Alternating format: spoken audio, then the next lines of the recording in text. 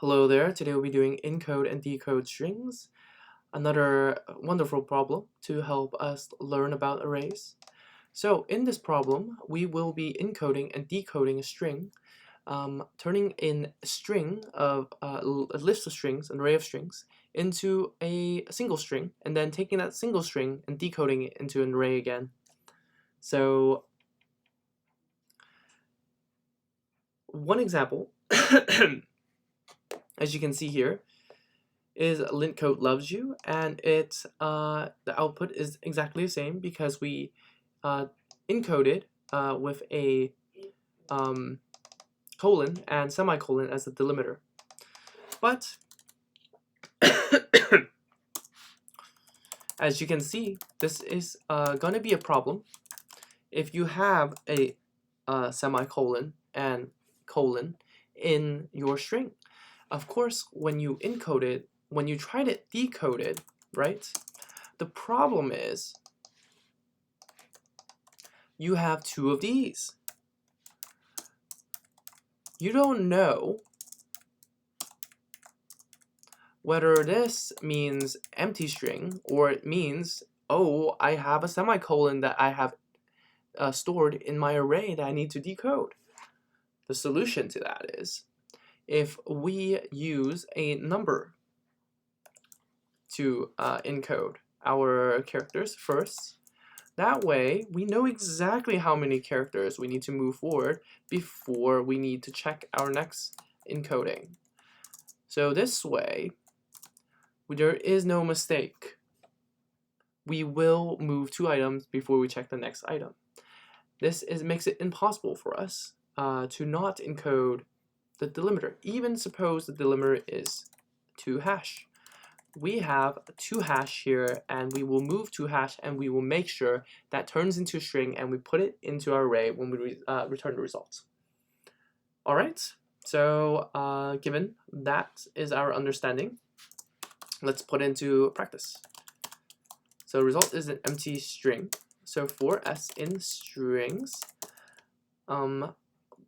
results dot plus equals the string of length of s plus a delimiter of some sort and plus a the string itself, and then we return the results. One thing we want to do is make sure that we know exactly the delimiter. We're going to set that as our delimiter.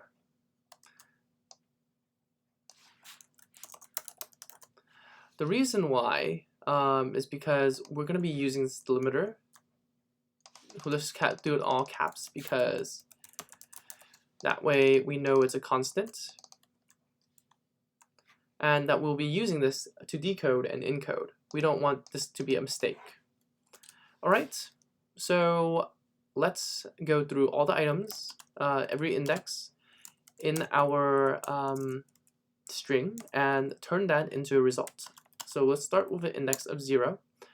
And while I is less than the length of string, we're going to keep moving I forward. And how we're going to do that is that we're going to first get the item, get length of string. So how do we do that?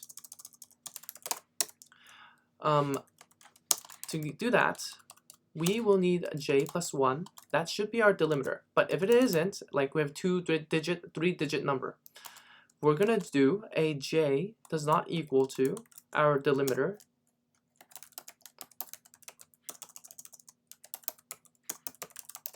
and we're going to move forward, j plus equals 1.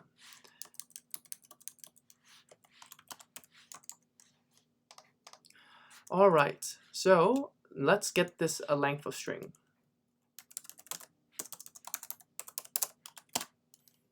That is going to be equal to the int of the string of I through j, because j is the delimiter itself.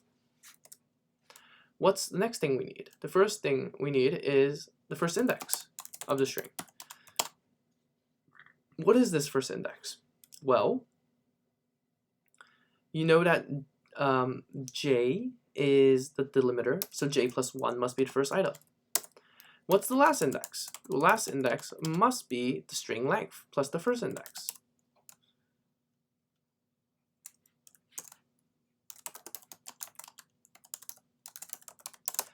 So what happens with the string length is that we're going to go all the way to the end, one more than the length itself. So that means that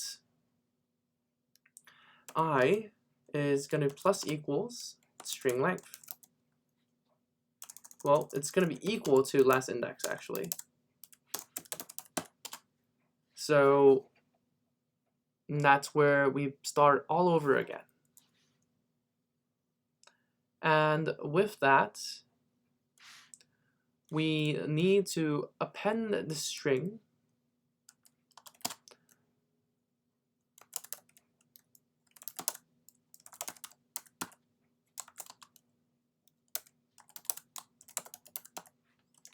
to our results.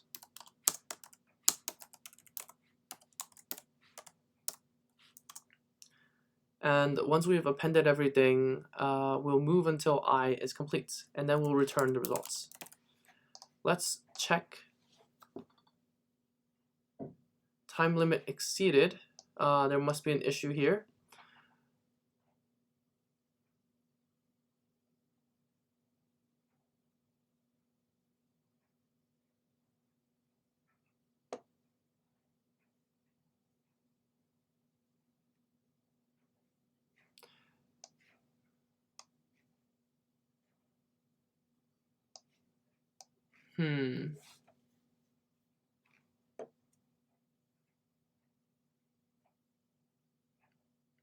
That can't be right.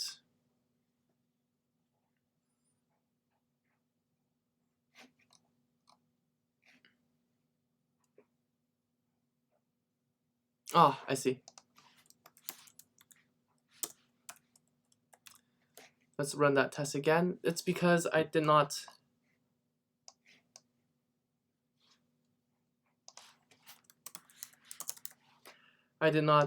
get that delimiter item. And then 34 last index was not defined properly. That's fine. All right, everything looks good. Let's submit. All right, very good. It has been submitted properly. Let's improve this code just a little bit more, tad bit more, so that we can fit everything on the screen. So first things first, we're just gonna straight up append these items.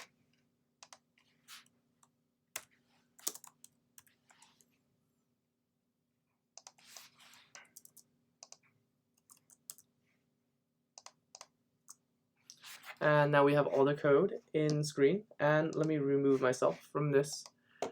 So also, maybe if I move this screen over, there we go. Much better. Okay, so in this particular problem, what we've learned is how we can encode and decode a string into an array and an array into a string. And the encoding part is very important for this. We also saw how we can create a constant so that we make sure that we use the same delimiter whether we encode or decode. So I think we've done a lot today already in this particular problem. And we learned so much about arrays, exactly about like how we can separate items in arrays as strings.